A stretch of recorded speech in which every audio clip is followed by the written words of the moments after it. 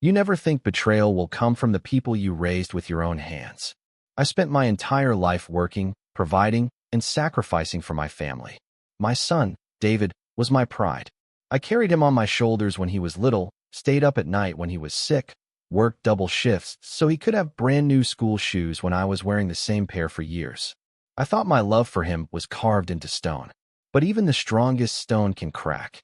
It all started on a cloudy Tuesday morning. I was sitting at the kitchen table, sipping lukewarm coffee, when David walked in with his wife, Melissa. They were unusually cheerful, smiling too wide, speaking too sweetly. "Dad," David said, "we've booked you a checkup at the hospital. Just routine. Nothing to worry about. We'll drive you there." I blinked at him. "Checkup? Why? I don't feel sick." Melissa leaned over and placed her hand on mine, her diamond ring catching the light. "It's just precaution. You're not getting any younger, and we want to make sure you're healthy. Think of it as caring for you." Her voice was syrupy, but her eyes were cold. Something in my chest tightened. Still, I didn't argue. Maybe they were right. I was 68 after all. Perhaps a hospital visit was sensible. When we arrived, the hospital smelled of antiseptic and loneliness. The walls were painted pale green, and the corridors echoed with footsteps and muffled coughs. David helped me out of the car, patted me on the back, and said, "We'll wait in the lobby, Dad. Don't worry.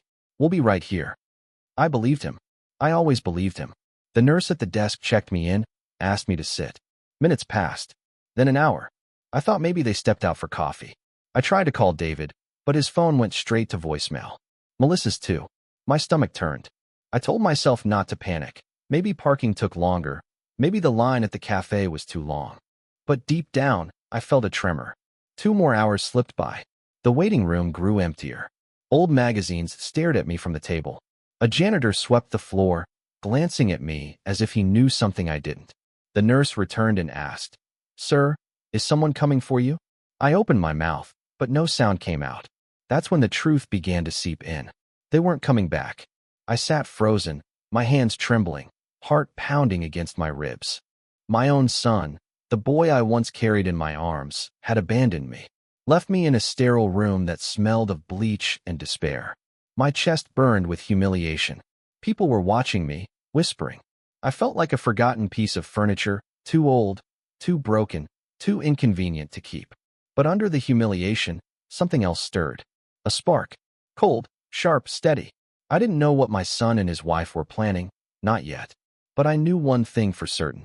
They had made a terrible mistake. Because this old man still had fight left in him. And I would make them regret the day they decided to leave me behind. The first night in that hospital waiting room felt like the longest of my life. The fluorescent lights above buzzed faintly, casting everything in a pale, lifeless glow. I sat hunched over in a plastic chair that dug into my back, clutching the handle of my worn leather bag, the same bag I had carried to work for 30 years. My eyes burned, but I couldn't bring myself to close them. Each time I blinked, I saw David's face. His reassuring smile. His words, "Don't worry, Dad. We'll be right here." Those words mocked me. They echoed inside my skull until I thought I'd go mad. By morning, I was still in the same chair. My neck stiff, legs numb, hands shaking from hunger. A kind nurse noticed me and brought me a paper cup of water and a sandwich wrapped in plastic. "Your family hasn't come yet?" she asked softly. I tried to smile, though it felt more like a grimace. "They must have gotten busy." She hesitated, then placed her hand gently on my shoulder before walking away. I saw pity in her eyes. That pity cut deeper than any knife. Later, I borrowed a phone at the front desk to call David again. Straight to voicemail. Melissa too. I left a message, my voice cracked but firm. "David, it's Dad. I'm still here at the hospital. Call me back." No call came. I started to realize this wasn't an accident. Nobody simply forgets their father overnight. Nobody ignores 5 missed calls unless they want to. As the hours dragged on, fragments of conversations returned to me. Melissa once said, "Your dad's house is so big. Imagine what we could do if we lived there." David often sighed when I asked him for help with small things around the house. Fixing the sink, carrying groceries. He'd mutter, "You should think about moving somewhere easier." At the time, I dismissed it. But now, sitting abandoned, the puzzle pieces fit together. They wanted me out of the way. By the second evening, shame gave way to anger. A heavy, simmering anger that sat in my chest like burning coal. I wasn't naive anymore. My own son had left me in this sterile place not out of care, but out of calculation. To make me feel small, helpless, disposable. But I am not disposable. That night, as the hospital grew quiet and the corridors emptied, I stared at the ceiling and made myself a promise. If David thought he could erase me from his life, he was wrong. If Melissa thought she could take everything I built, she was mistaken. They thought leaving me here would break me. Instead, it awakened something they didn't expect. My fight wasn't over. It was just beginning. On the third day, I finally asked the nurse if I could borrow a computer. She hesitated but eventually guided me to a small office space. "You can use it for a while," she said. My fingers trembled on the keyboard. I typed David's name, searched his social media. What I found shattered the last fragments of denial inside me. There he was, smiling wide, holding a glass of champagne. Melissa stood beside him in a glittering dress, her hand resting possessively on his chest. Behind them, a dinner table full of guests, laughter frozen in photos. The caption read, "New beginnings. Grateful for the future ahead." The post was uploaded less than 24 hours after they dropped me at the hospital. New beginnings. My jaw clenched until I thought my teeth would crack. So that's what I was to them. An obstacle, a burden, something that didn't fit into their glittering new beginning. I sat back in the chair, staring at the screen until my eyes blurred. My heart ached, not just with betrayal, but with disbelief.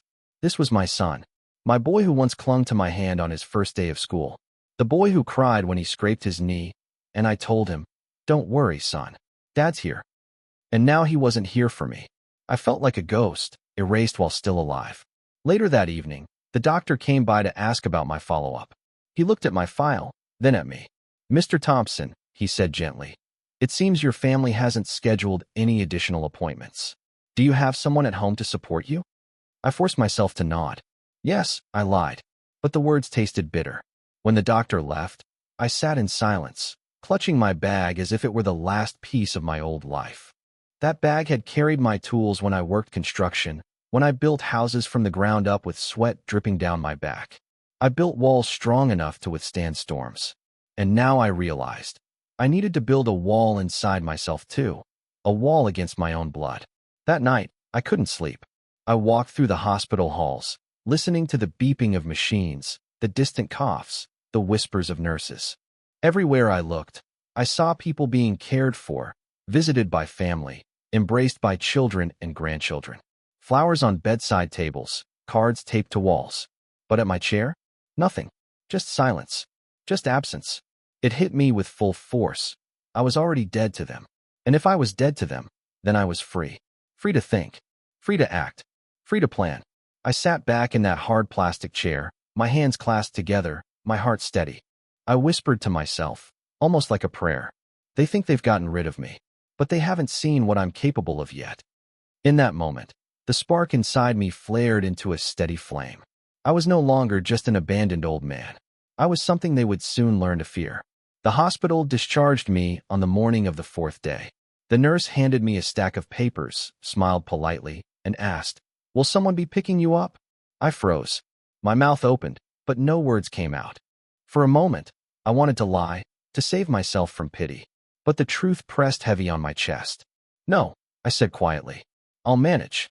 She looked at me with kind eyes and offered to call a cab. I thanked her, though the gratitude tasted sour.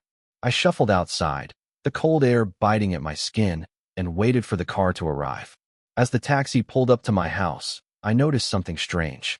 The blinds in the living room were drawn shut, something Melissa never did. She loved keeping them open to show off the place. My stomach twisted as I stepped out. I unlocked the front door and entered. Silence. Not the silence of emptiness, but the silence of strangers having passed through. On the table in the hallway lay a realtor's brochure. My house, the home I built with my own hands, was on the cover. A bold headline read, "Spacious family property. Prime location." I stood there, brochure in hand, my blood running cold. They hadn't just left me at the hospital. They had already begun planning their future without me. I walked slowly into the living room, my steps heavy, my breath shallow. On the sofa were wine glasses, still stained with lipstick. A faint smell of Melissa's perfume lingered in the air. my home, my sanctuary, had become a stage for their schemes. I lowered myself into the armchair, the same chair I'd sat in every evening for decades. My hands trembled as I unfolded the brochure again. And then, for the first time in years, I smiled. Not a smile of joy, a cold, bitter smile. They thought they were clever. They thought I was too old, too tired, too helpless to notice. But they underestimated me. That evening, I went to my study, a small room filled with books, papers, and a sturdy oak desk. Inside the bottom drawer, I kept a locked box. Inside that box were documents, the deed to the house, my savings accounts, my will. Papers I hadn't looked at in years. I opened the box, spread the papers across the desk, and stared at them. My fingers traced the faded ink of the property deed, the name written in bold letters, Edward Thompson. That name still meant something. That name still carried weight. Melissa and David wanted to erase me. But they forgot one thing. The law still recognized me. The house was still mine. The money was still mine. And soon, they would learn what it meant to betray the man who gave them everything. That night, I didn't sleep. I sat by the window, watching the streetlights flicker, listening to the faint hum of the city. My anger had settled into something calmer, sharper. Not wildfire, but ice. They had turned me into a problem to be solved. I would turn into the nightmare they never expected. By dawn, I had made my decision. The first move of my quiet revenge would begin today. I told myself I would be calm, thoughtful, surgical. Revenge, I decided, would not be a shout in the night. It would be a sequence of quiet, unavoidable facts that would crawl into their lives and settle there like frost. That morning I dressed in the jacket I had reserved for funerals and important meetings, the one with the faint pattern that still held the smell of pipe tobacco from years ago. I buttoned it slowly, feeling the fabric settle around my shoulders like armor. The old watch on my wrist ticked steady and small. Time, which they had thought to steal from me, still had my name on it. First stop, the bank. The lobby smelled of polish and coffee. The same teller I'd seen for years recognized me and offered a sympathetic smile as if she already knew the script. I asked for copies of my bank statements, old passports, and any documentation connected to the house mortgage and accounts. The clerk hesitated. Policy, ID, and I obliged with patience I did not feel. I handed over my driver's license, my Medicare card, anything that would prove I was not a ghost. When the envelope was placed into my hands, it felt heavier than paper should. It was weighty with proof, with old signatures, with the record of every cent I had saved from overtime and second jobs. I thought of the nights I worked under a single bulb, hands blistered and sore, knowing that each nail I drove was for the future of the children I loved.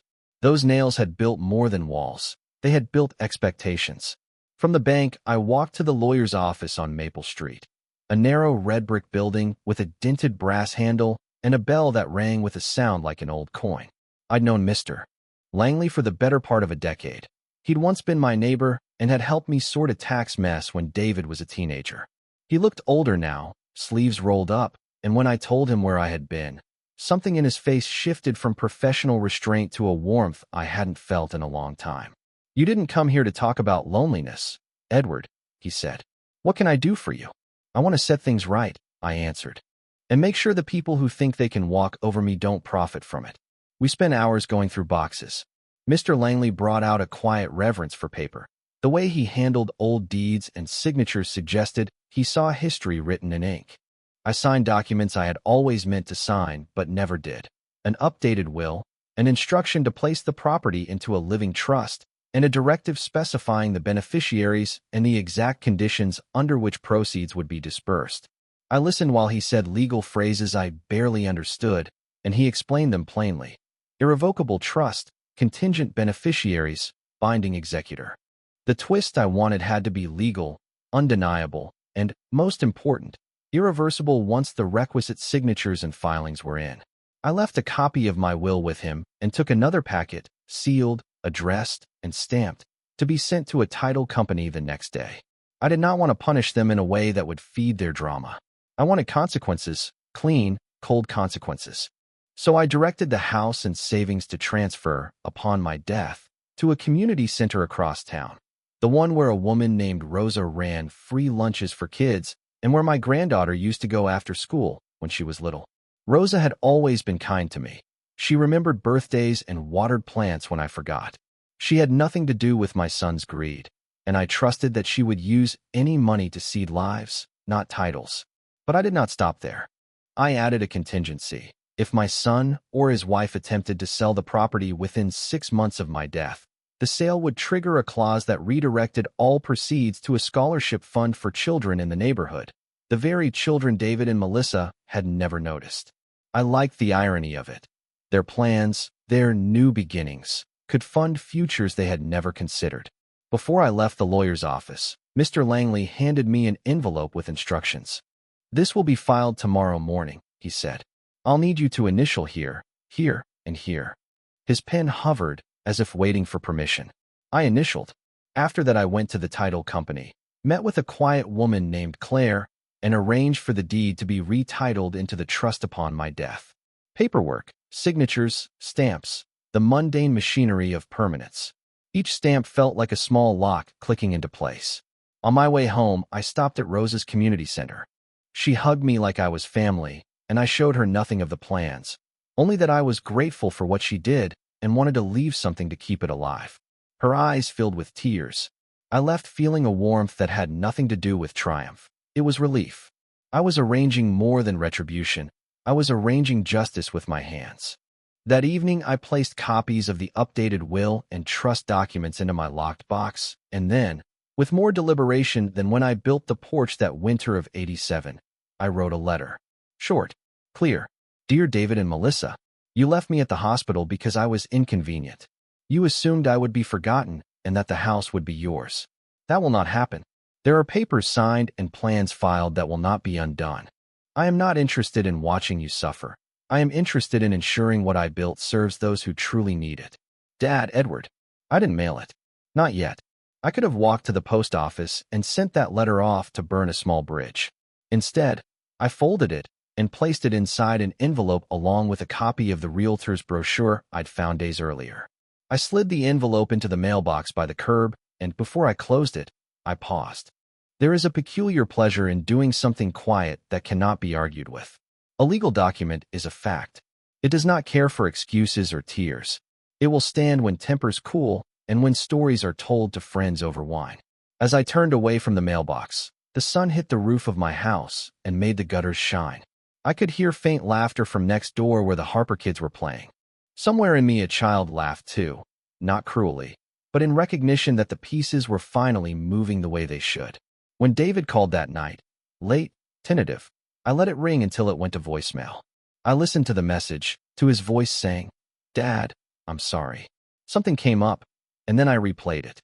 I sat in my armchair, the leather creased under me, and smiled without moving my lips. They thought my age meant impotence. They thought their timing was perfect. They thought they had removed the problem. They hadn't counted on paperwork, on witnesses, on an old man who still knew how to sign his name. I folded the paper, put it back in the drawer, and whispered into the quiet house. Tomorrow, they will come to tell me what a mistake they made. But I didn't tell the truth. Tomorrow, they would not plead. Tomorrow, they would receive a letter. And they would not be ready. I waited for the storm.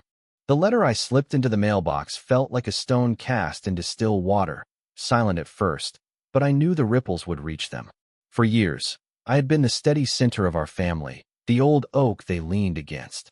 They thought they could cut me down and sell the timber. They had no idea my roots were deeper than their greed. 2 days later, the phone rang again. This time I answered. "Dad," David's voice cracked on the line. We need to talk." I let a silence stretch before I answered. "Do you now?" There was fumbling in the background, Melissa's sharp whisper cutting through the static. "Tell him we didn't mean it like that. Just calm him down." I pictured them in their shiny kitchen, Melissa pacing with her manicured nails tapping the counter, David rubbing his temple. The thought didn't soothe me, it hardened me. "You left me," I said finally, each word slow, steady. "At a hospital. Like I was trash." David started to stammer. "It was a misunderstanding, Dad, But I cut him off. "Save it. You'll find a letter in your mailbox. That's all you need to know." And I hung up. For the first time in months, my heart didn't ache when I pressed the receiver down. It beat calm and strong. That evening, I sat in the living room with the envelope of legal documents spread out before me. I studied the copies of my trust, the sealed signatures, the stamps that made them unshakable. My eyes lingered on the line that named the community center as my sole beneficiary. Rose's children, strangers who had no blood tie to me, would inherit everything. It gave me a strange kind of peace. It wasn't about punishing David anymore. It was about justice, about making sure the years of sweat and sacrifice didn't line the pockets of those who treated me like a burden. But still, a darker voice inside whispered, punishment has its place too. The next day, I visited Rose's center. She showed me the children painting, their hands messy with bright colors, their laughter echoing through the old gym. I felt tears sting my eyes, not from sadness, but from relief. Yes, I thought, this is where my legacy belongs. On the way home, I stopped by the market. The cashier, a boy no older than 16, smiled politely and carried my bags to the curb. Got it, sir, he said. His kindness was effortless, uncalculated, a sharp contrast to the strained smiles of my son and daughter-in-law.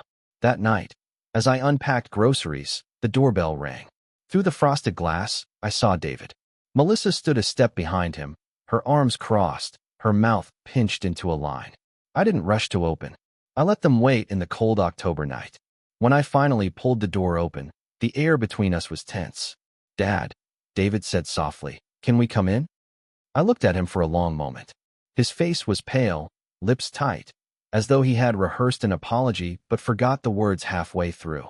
Melissa's eyes flickered past me, scanning the living room like she was already measuring curtains. I stepped aside slowly. 5 minutes, I said. They sat stiffly on the sofa. Melissa spoke first, her voice coated with sugar. Edward, we were worried about you. We thought the hospital would take care of you better. You need rest, attention, and... I raised a hand. Enough. Her mouth snapped shut. I turned my gaze on David. Son, I saw the realtor's brochure. I know your plans. Don't insult me with excuses. His face flushed. He started to speak, then stopped. The silence pressed down on the room like heavy snow. You thought I was weak, I continued. You thought age made me blind. But let me tell you something. David, age sharpens more than it dulls. It strips away illusions. It shows you the truth. Melissa shifted uncomfortably, her facade cracking for just a second. I leaned forward, my voice low but sharp. You will never get this house. Not a single brick. Not a single blade of grass in the yard. It's already beyond your reach. David's jaw tightened. Dad, you can't just. I already did. I cut him off. The room fell silent again. Melissa's hands twisted in her lap. David's eyes darted, and I watched the cracks in their confidence widen. They had built their future on the assumption that I would simply disappear. But I was still here, stronger than they ever guessed. And for the first time in years, I felt alive. Because their game had just begun, and I was finally ready to play. David stayed sitting on the sofa, his head bowed slightly, as if he was trying to gather the courage to speak. Melissa, however, leaned forward, her tone changing from syrupy sweetness to something sharper. Edward, she said, her voice cool, we understand you're upset. But think logically. You can't live here alone forever. The house is too big, the maintenance is too much, and you. She stopped herself, her eyes narrowing. You're not getting younger. I studied her carefully.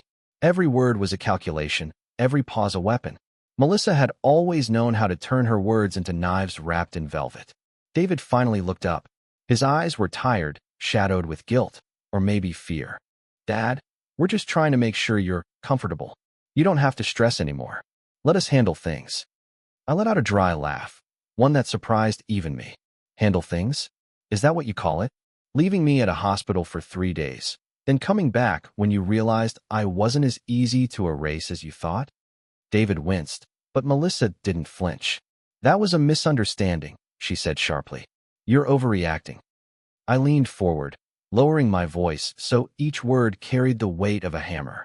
No, Melissa, you don't misunderstand your way into abandoning someone. You don't misunderstand by putting a house in a realtor's brochure. That takes intention. That takes planning. And you've been planning this for a long time. Her lips pressed into a thin line. For the first time, she didn't have a quick answer. The silence stretched. David fiddled with his wedding ring, avoiding my eyes. I could see the battle inside him. The son who once loved me against the man who now stood with his wife. I almost pitied him. Almost. You think I'm powerless because I'm old, I continued. But age teaches patience. It teaches how to see the game long before the first move is made. Melissa shifted uncomfortably, and for the first time, I saw her confidence falter. It was a small crack, but it was enough to steady me. David finally broke the silence. What do you want, Dad? For us to beg? To grovel? You've already locked us out of the house. You think giving it away will make you happy? I took a deep breath, steady and calm. I don't want you to beg. I don't even want an apology. I want you to understand that you've already lost. You won't take my home. You won't take my dignity. You won't take a single thing I built. Melissa's eyes narrowed to slits. So you'd rather strangers benefit than your own blood? I met her gaze without blinking. Yes. The word hit the air like a gunshot. David's face drained of color. Melissa's mouth fell open in shock, then twisted into something ugly. You'll regret this, she hissed. I stood slowly, my hands steady on the arm of the chair. No. You'll regret thinking you could play me for a fool. I walked to the door and held it open. 5 minutes are over. Out. Melissa stormed past me, her heels striking the floor like gunshots. David hesitated, his eyes flicking to mine one last time. For a moment, I saw the boy he used to be, the boy who once clung to my hand when thunderstorms scared him. But he lowered his head and followed his wife out. When the door closed, the silence returned, but it wasn't heavy anymore. It was mine. I sat back in my armchair, my pulse steady, my mind sharper than it had been in years. They thought their threats would shake me. Instead, they only proved how desperate they'd become. And desperation makes people sloppy. I knew this was just the beginning. They wouldn't give up so easily. They would come back, with new tricks, new lies, new schemes. But I was ready. I had patience. I had the law on my side. And most of all, I had nothing left to lose. That made me dangerous in a way they could never imagine. A week passed in silence. No calls, no visits. For a time, I thought maybe the letter and our last conversation had cut deep enough that they would stay away. But deep inside, I knew better. Greed never sleeps. One morning, I found Mrs. Harper, my neighbor, standing awkwardly at the edge of my yard. She shifted from foot to foot, clutching her purse. Edward, she said gently, I just wanted to check on you. I heard. Well, people are talking. Talking? I asked, though my gut already knew the answer. She hesitated, then lowered her voice. Melissa stopped by our house the other night. She said you've been confused lately, that you wandered off from home, and they had to take you to the hospital. She told us you refused to move in with them, and that, well, you weren't safe to be on your own. The word struck like cold water. A lie, a calculated smear. I forced a calm smile. Thank you for telling me, Margaret. But you know me. I've lived here for 40 years. Do I look like I can't handle myself? Her eyes softened, guilt flickering there. No, Edward. You're sharper than half the people I know. I didn't want you to be blindsided. They're saying these things to others too. When she walked away, I stood rooted on the porch, fists clenched. So this was their next move, poisoning my reputation, piece by piece, until people doubted me. Until I looked like a frail old man who needed to be taken care of. That afternoon, the knock came. 2 people stood on my porch, dressed neatly, carrying clipboards, social workers. Mr. Thompson, one of them asked politely. We've received a call expressing concern about your well-being. Do you mind if we come in? I almost laughed. Almost. But instead, I opened the door wide. Please, I said calmly. Come in. I offered them tea, biscuits from a tin, and I let them sit at my dining table, the same one I built myself decades ago. They asked questions. Did I take my medications? Did I feel lonely? Did I have falls recently? I answered every question clearly, deliberately. I even pulled out my documents, my recent checkup papers from the hospital, my updated will, my accounts in order. I showed them my pantry stocked neatly, the bills paid on time, my workshop in the garage where tools gleamed under fluorescent lights. By the time they left, I saw the unease in their eyes. They had expected a senile man mumbling about the past. Instead, they found order, clarity, and a mind sharper than most their age. As the door closed, I exhaled slowly. Nice try, Melissa. That evening, I sat in my study, pen scratching across paper as I made notes. I wrote every detail of their new tactics, every date, every word Mrs. Harper had shared. I was building a record, not for myself, but for the day they would try to corner me in court. because I knew that day was coming. The phone rang that night. David's voice, tight and forced, slithered through the line. "Dad, we just want what's best for you. You're making this harder than it needs to be." I kept my tone even. "Harder for who, David? For you? Or for Melissa?" There was silence. Then, his voice dropped to a whisper. "She's scared you'll ruin everything." I closed my eyes, gripping the receiver tighter. Then she should be scared, because I'm not the weak man she thinks I am. Before he could answer, I hung up. I leaned back in my chair, staring at the ceiling. Their lies were spreading, their tricks getting dirtier. But instead of breaking me, it fueled me.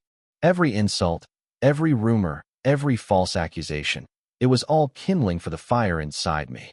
They wanted to paint me as helpless. Instead, they were teaching me just how ruthless I could be when cornered. And I knew one thing with certainty. The more they tried to bury me, the deeper they were digging their own grave. After the visit from the social workers, I realized something important. Melissa and David weren't just greedy, they were dangerous.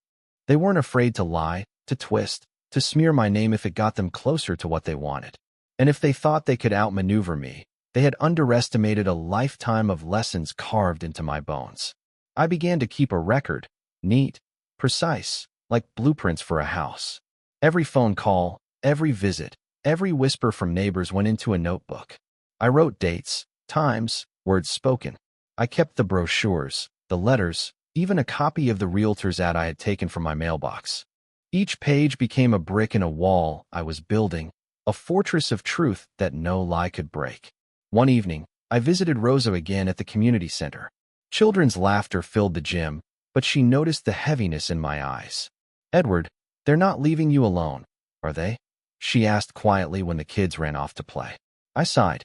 "They're spreading lies, trying to paint me as senile, unfit.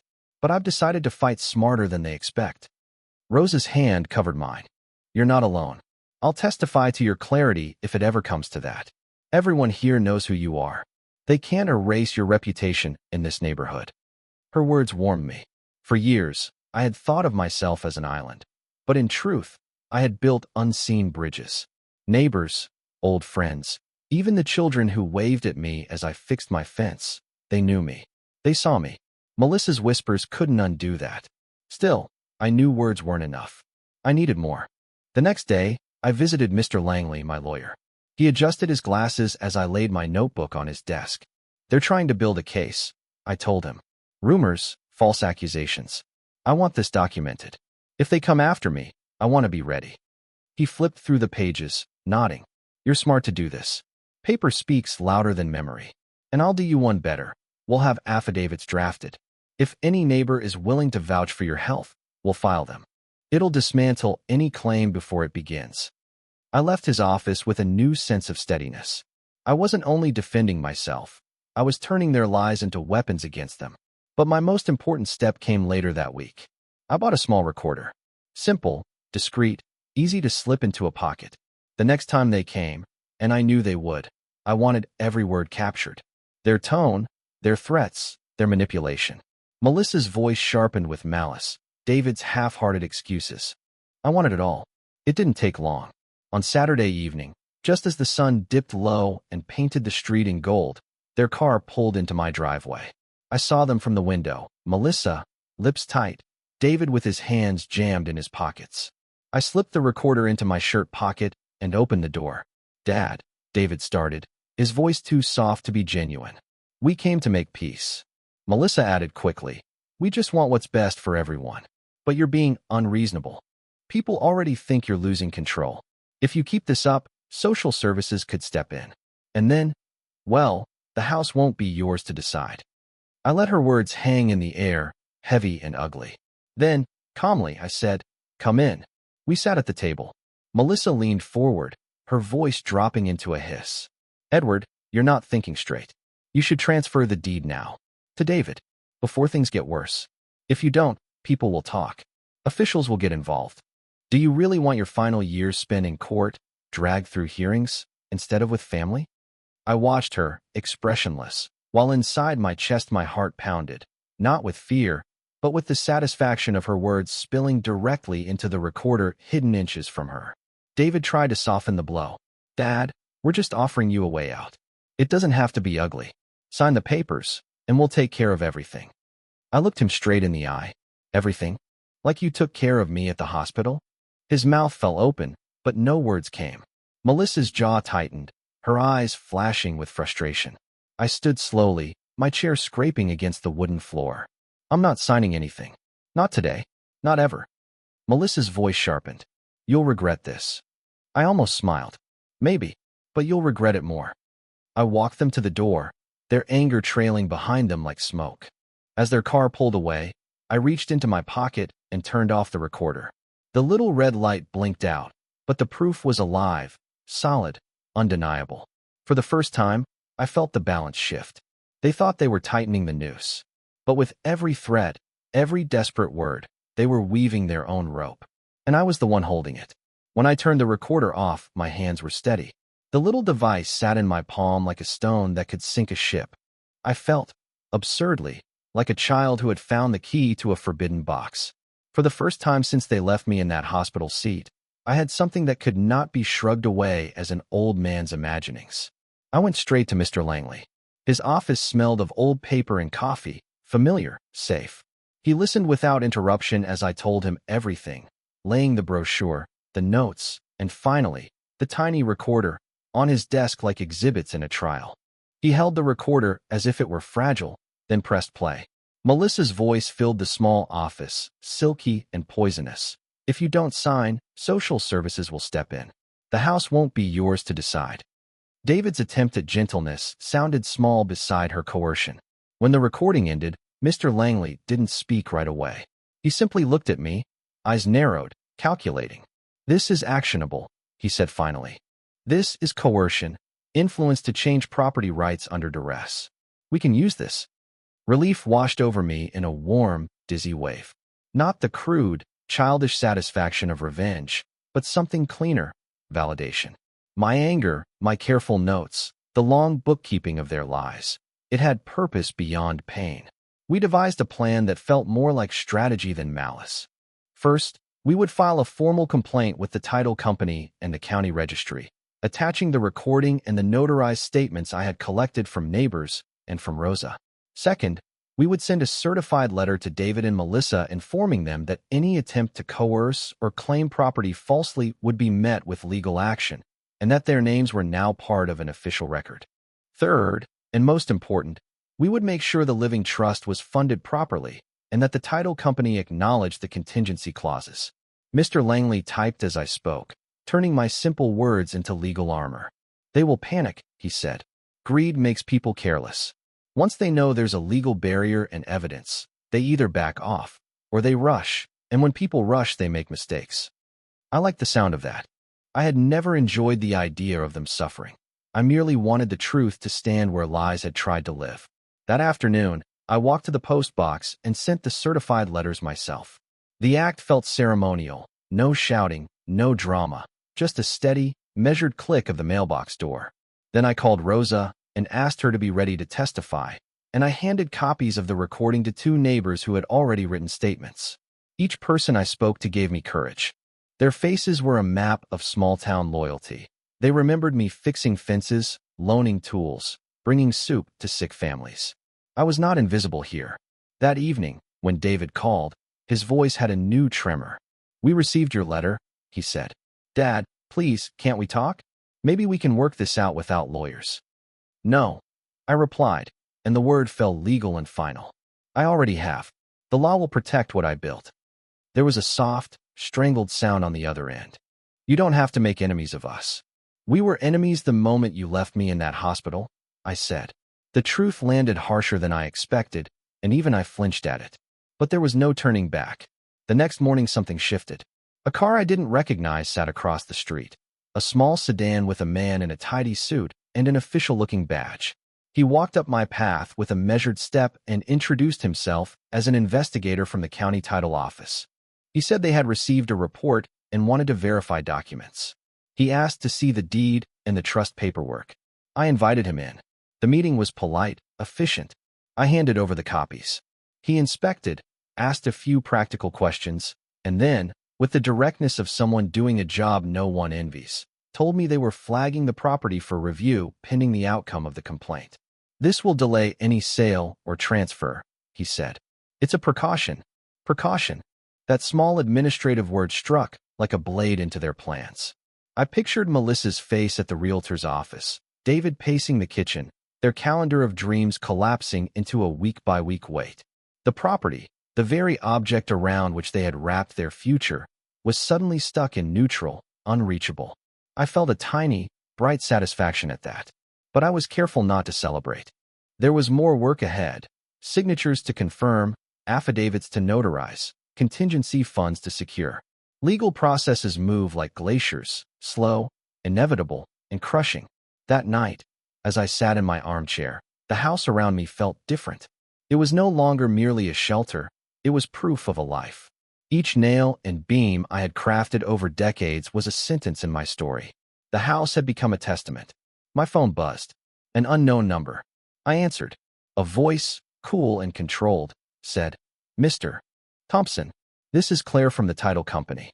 I'm calling to confirm we received your documents. For your peace of mind, the title is now temporarily restricted pending our review. No changes can be processed without a full clearance." I closed my eyes and for a moment allowed myself to breathe. The machinery I had set in motion was turning, and it would take its time. That was fine. Time had been my ally all along. Then, before I could stand and pour myself a small glass of whiskey, a private ritual for long nights, the phone buzzed again. Caller ID, home security camera. It was a live alert. My heart sank before I realized why. I clicked the link on my tablet and watched the grainy feed. The driveway. Night. A figure moving toward my back gate, low and deliberate. I leaned forward until the image blurred. It was David, but not alone. A man I'd never seen before walked beside him, carrying a large duffel bag. Melissa's silhouette joined them at the gate, her posture furtive. They were here. My chest tightened. The legal barricades would slow them, but they had time now. Plenty of people with nothing left to lose get desperate. I closed the tablet, felt the old familiar chill of danger and possibility. The next move would come fast. I rose from my chair, the house creaking under my feet like an old ship settling its lines. I moved to the window and watched the dark outline of my yard where shadows pooled like ink. The recorder, the letters, the affidavits, they were weapons of paper. But tonight the confrontation might be louder and rawer than any court could handle. Outside, black shapes moved closer to the porch light. My hands went steady again, not with fear, but with focus. I whispered into the quiet room, not sure whether I was promising or warning. If you come for what's mine, you'll learn the cost. Then I opened the door. The cold night air rushed into my lungs as I opened the door. The porch light cast a yellow cone over the three figures standing at the gate. David froze, caught mid-step, like a child caught sneaking cookies. Melissa clutched her coat tighter, her eyes darting, while the man with the duffel bag stared at me with the blank expression of someone hired for a job. "Dad," David began, his voice trembling despite his effort to sound calm. "We just came to talk." "To talk," I said quietly. "With a stranger and a bag in the middle of the night?" Melissa stepped forward, her smile brittle. "Edward, please, you're misunderstanding. This is a mover. We thought maybe you'd—" "Stop." My voice cut through the cold like a blade. "Don't insult me. You're not here to move furniture." The man with the bag shifted uncomfortably, eyes flicking to David. David's jaw tightened. "Dad, you're making this harder than it has to be. We're worried about you. We just want you somewhere safe." I stepped onto the porch, letting the door swing slowly behind me. The night smelled of wet leaves and iron. "Safe," I repeated. "Is that what you call it when you leave someone at a hospital? When you try to sell their home out from under them?" Melissa's voice sharpened. "We're your family, Edward. Stop acting like we're your enemies." I almost laughed. "You turned yourselves into my enemies." The stranger cleared his throat, as if to say something, but thought better of it. He set the duffel bag on the ground and took a half-step back. I saw a flicker of unease in his eyes. He hadn't signed up for a scene like this. "Leave now," I said softly, "or the next person you'll be talking to is the police." David's face twisted. "You wouldn't." I took my phone from my pocket, held it up so the screen glowed in the darkness. "I would." For a long moment, no one moved. Then Melissa hissed something under her breath, grabbed David's arm, and pulled him back. The stranger shouldered his bag again. Without another word, They retreated to the car, their footsteps crunching on the gravel like breaking glass. I stayed on the porch until the taillights disappeared. Only then did I allow myself to breathe. The very next day, I realized they weren't done. As I walked back from the grocery store, I spotted their car parked down the street, just far enough to pretend it wasn't suspicious. David sat behind the wheel, staring straight ahead, his jaw tight. Melissa, on the other hand, met my eyes through the glass and smiled. Not warmly, but with the cold triumph of someone who thought she still had the upper hand. That evening, there was a knock on my door. When I opened it, a police officer stood there, hat in hand. "Mr. Thompson?" he asked. "We received a call from your family. They said you might be a danger to yourself." I inhaled deeply, steadying my breath. Instead of anger, I felt something almost like relief. They had finally shown just how desperate they were, weaponizing the police to scare me out of my own home. "Officer," I said calmly, "please come inside." In my study, I laid everything out. Medical records from my recent checkup, neatly stacked bills, even my pantry stocked with groceries. Then, I played the recording, Melissa's voice sharp and unmistakable. "If you don't sign, social services will take the house anyway." The officer's expression darkened. When the recording ended, he closed his notebook and stood. "Sir, I'm sorry for the intrusion. Clearly, you're in full control of yourself and your home. I'll file the report as unfounded. But if I were you, I'd keep all of this safe. People pulling tricks like that, it usually doesn't stop with one call." I nodded. "I already have a lawyer, and I'm documenting everything." When he left, I stood in the quiet hallway, the weight of years pressing on my shoulders, but not crushing me. Their schemes weren't breaking me. They were building a trail of evidence with their own hands. Every false move they made only drew the noose tighter around themselves. That night, the phone rang. David's voice cracked through the line, raw and strained. "You're destroying this family, Dad." I let the silence stretch before answering. "No, son. You destroyed it the moment you left me at that hospital. All I'm doing now is refusing to let you finish the job." The call ended abruptly. I sat in the dark, gripping the receiver, and understood something with bone-deep certainty. They were losing control. And when people lose control, they get dangerous. The real fight was only just beginning. The next morning, I woke with clarity sharper than I'd felt in years. Their games had reached a breaking point, and it was time for me to push back in a way they could not ignore. Quiet resistance had served its purpose. Now I needed a strike they would feel. I gathered my papers into a neat folder and drove straight to the courthouse. My old sedan rattled along the road, but I felt steady, almost calm. Inside the clerk's office, I handed over the packet that Mr. Langley had helped me prepare, a formal petition to secure a restraining order and an affidavit attaching the audio recordings, the police visit, and the neighbors' statements. The clerk stamped the documents, each heavy thunk echoing like a nail sealing a coffin. It was no longer just my word against theirs. It was official. It was legal. It was real. When I stepped back outside into the sunlight, I felt taller than I had in years. For decades, I had been a builder of homes, walls, and roofs. Today, I was building something else, a shield that no amount of manipulation could pierce. That evening, I called Rosa at the community center. "It's done," I told her. "If they try to step foot near me again, the law will greet them first." She sounded relieved. "Edward, you've done the right thing. They won't stop, but now you're untouchable." Later that night, headlights swept across my living room as their car slowed in front of my house. I stood at the window, unafraid, and let the curtains hang open. Melissa's silhouette leaned forward, peering at the house, but David didn't stop. The car rolled past, disappearing into the night.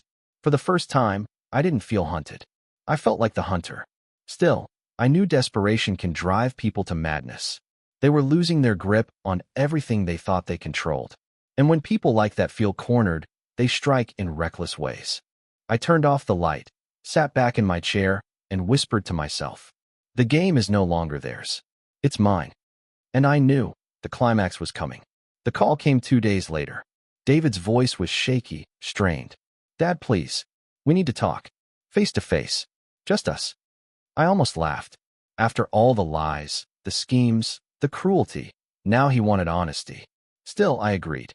Not because I trusted him, but because I wanted him to hear the truth directly, with no room left for doubt. We met at the dining table where he had eaten thousands of meals as a boy. Melissa sat stiff beside him, her eyes flashing with resentment. "You've humiliated us," she spat, "dragging neighbors into our business, running to lawyers.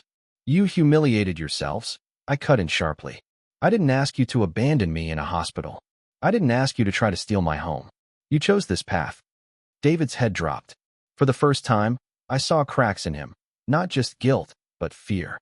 He knew they were cornered. I slid a copy of the trust across the table. "Read it. Every line is final. The house, the savings, everything I built, it will never belong to you. It will go to people who know the value of kindness, something you two abandoned a long time ago." Melissa's face twisted, her nails digging into the wood. "You'd rather give it all to strangers than to your own blood?"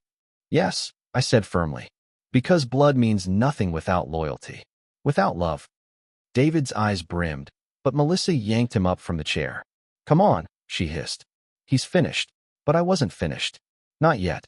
As they reached the door, I spoke one last time, my voice steady as steel. "You thought you buried me, but all you did was dig your own grave. From now on, I live free of you. And when the world remembers Edward Thompson, it won't be as the old man you tried to erase. It'll be as the man who beat you at your own game." The door slammed, their footsteps faded, and in the silence that followed, I felt something I hadn't felt in years. Peace. I sat back in my chair, looking around the home I had built, and knew the truth. Revenge hadn't been loud or violent. It had been quiet, patient, precise. And in the end, that silence was the sharpest weapon of all.